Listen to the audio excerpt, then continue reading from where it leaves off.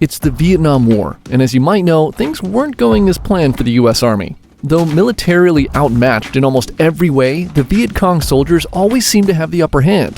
The psychological torture of booby traps everywhere and never knowing when the enemy would pop out from an underground tunnel took a heavy toll on the mental health of American soldiers. So in desperation, they came up with their own version of psychological warfare called Operation Wandering Soul, which surprisingly worked.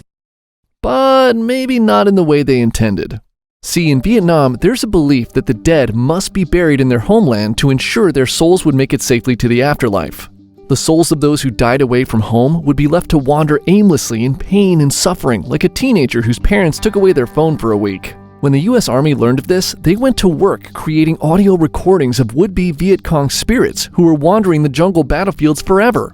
The thinking was that at worst, these recordings would demoralize their enemy, and at best, they would actually convince the Viet Cong that they were surrounded by the dead souls of their fellow soldiers and make them run home. Now, obviously, if Americans recorded these ghost voices, it might have been a little hard to believe. Toi Chet Roy, Vina D, Tu Ku Min Di. So they got some of their South Vietnamese allies to record the lines to bump up the authenticity.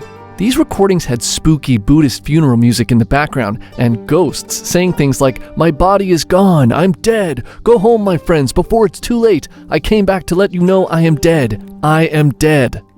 When the recordings were ready, the soldiers took them out into the jungle and would then play them at night from the loudspeakers mounted to helicopters and boats, leaving the Viet Congs confused and thinking, "What?